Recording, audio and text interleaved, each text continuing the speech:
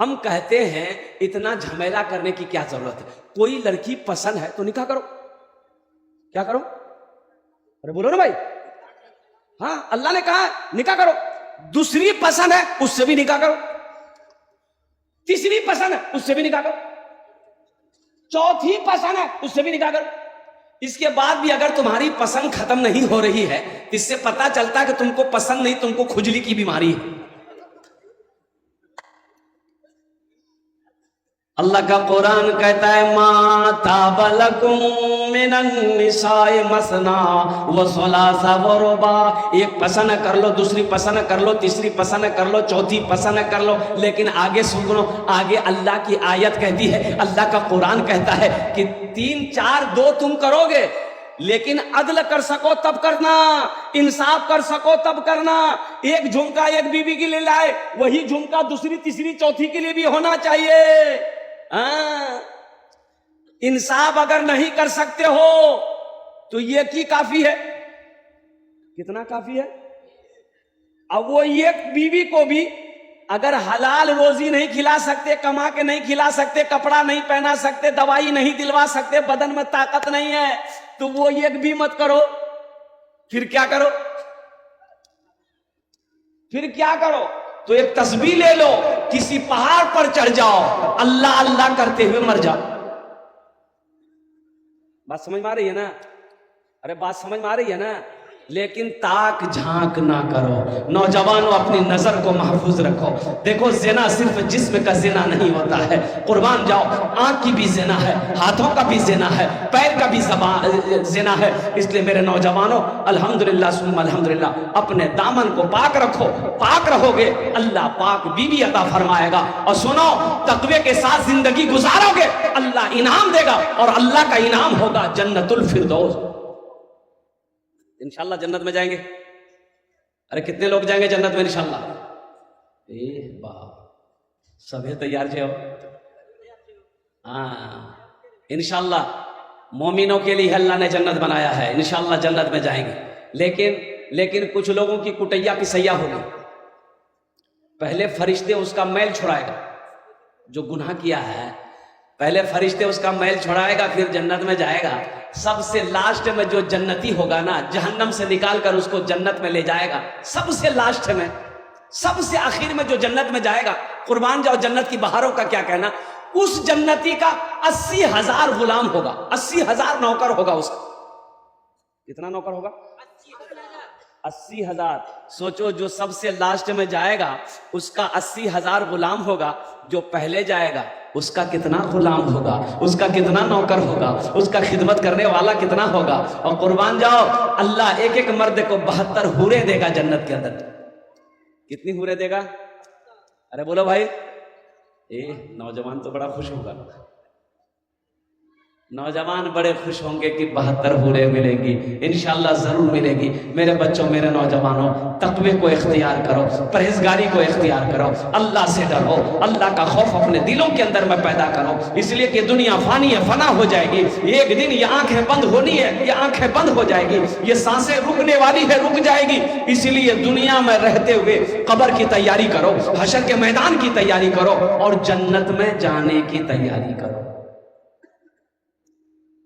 اور سب سے بڑی بات ہے آخرت کی تیاریوں میں سے جو سب سے پہلی تیاری ہے وہ تیاری ہے نماز.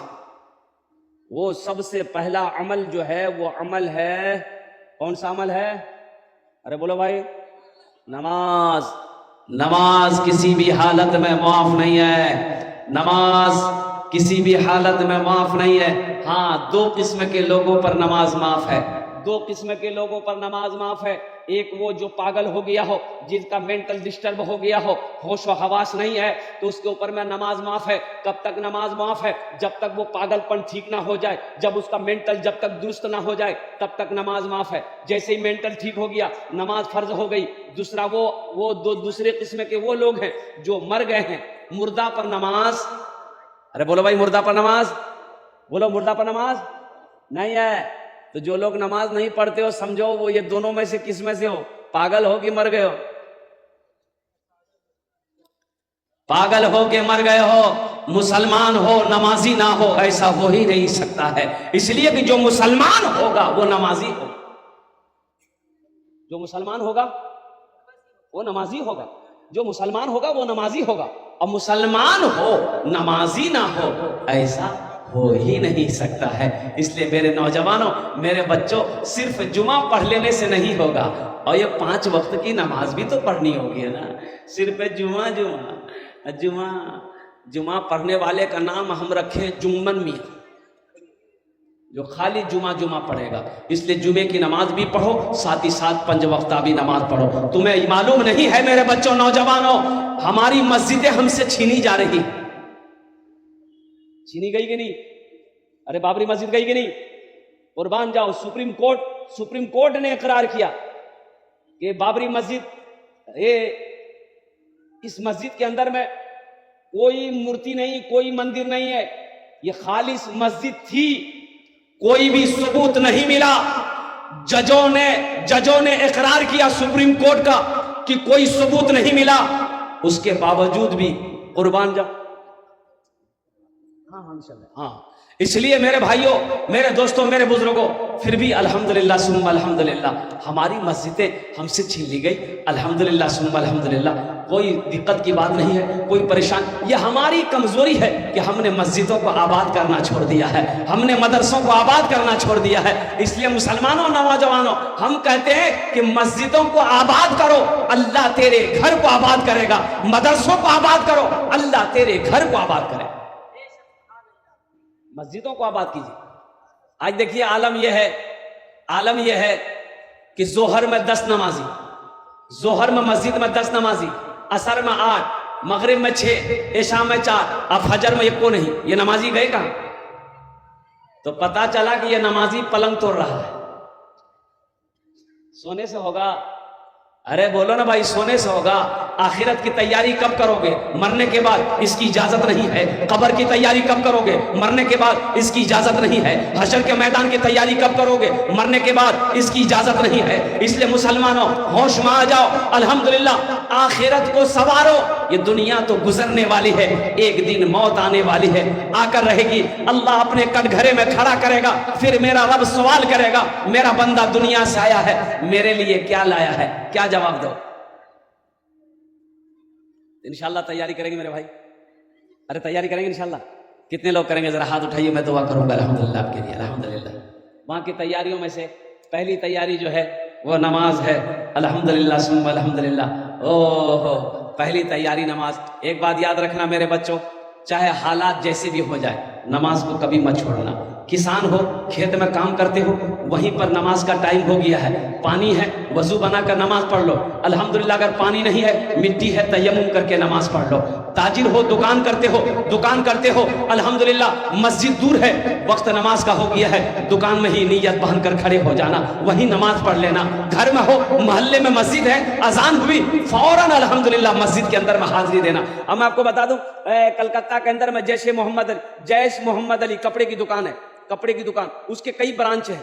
جیش محمد علی کا بہت بڑا کپڑا کا وہ کہیے کہ ہول سیلر ہے، لیکن جانتے ہیں اس کے دکان میں کئی اسٹاف کھڑتا ہے، کئی برانچ ہے اس کے۔ جیسے ہی اذان کی آواز آتی ہے نا، اللہ اکبر، اللہ اکبر، قربان جاؤ، اب سارے اسٹاف، مالک، اونر دکان چھوڑ کے مسجد کی طرف روانہ۔ گراہک بیٹھا ہوا ہے، لاکھوں روپیہ کا کپڑا لے گا، لیکن مالک کا کہنا ہے جب تک ہم نماز نہیں پڑھیں گے تب تک ہم کپڑا نہیں بیچیں گے۔ جس کو لینا ہے وہ بیٹھے گا، جس کو نہیں لینا وہ چلا جائے۔ روزی کا مالک اللہ ہے، سبحان اللہ بولے تو ماشاءاللہ۔ روزی کا مالک اللہ ہے۔ اس لیے مسلمانوں، یقین کے ساتھ، ایمان کے ساتھ نمازوں کی پابندی کرو، قرآن کی تلاوت کرو، رمضان کے مہینے کے روزے رکھو، اس لیے کہ دنیا تو فانی ہے، فنا ہو جائے گی، موت آنی ہے، آ کر رہے گی، یہ سانسیں ایک دن رکنی ہے، رک کر رہے گی۔ اللہ نے بیکار پیدا نہیں کیا ہے دنیا میں، اللہ نے عیش و عشرت کی زندگی گزارنے کے لیے پیدا نہیں کیا ہے، اللہ نے دنیا کے اندر میں آخرت کی تیاری کرنے کے لیے پیدا کیا ہے، جنت میں جانے کی تیاری کی۔ یہاں ہمارا نوجوان لوگ موبائل میں 4 گو لڑکی کا نمبر، ظہر بعد اس کو فون کرے گا، ہاں پھتکی ٹھیک جو ہے تو بائے، اثر بعد اس کو ہائے، مغرب بعد اس کو ٹاٹا، عشاء بعد اس کو بولے گا آئی لو یو۔ بولو تم کیسا نوجوان، کہاں گئے وہ مسلمان اگلے زمانے والے، قیصر و کسریٰ کی گردنیں جھکانے والے، خود نہ کھاتے تھے اوروں کو کھلا دیتے تھے، ایسے تھے محمد کے گھرانے والے۔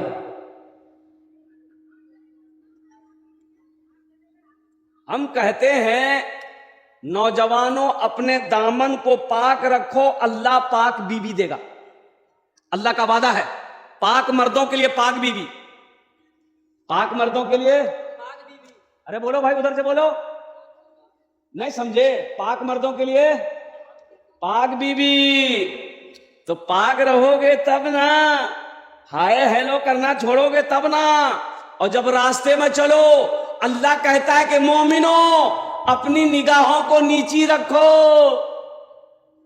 اپنی نگاہوں کو نیچی کا مطلب کیا، راستے میں چل رہے ہیں تو نگاہیں نیچی ہونی چاہیے، مسلمانوں کی نگاہیں نیچی، اور سنو تاک جھانک کرنا چھوڑو، پہلی نظر معاف ہے، پہلی نظر، ارے بولو بھائی پہلی نظر معاف ہے، مان کے راستے میں ہم جا رہے ہیں کسی لڑکی پہ نظر پڑ گئی، عورت پہ نظر پڑ گئی، وہ غیر محرم عورت ہے، تو پہلی نظر پڑ گئی تو نظر جھکا لو، معاف ہے، اللہ معاف کرے گا، اس کی پکڑ نہیں ہے، لیکن ٹکر ٹکر دیکھو گے معاف نہیں ہے، پھر پکڑ ہے۔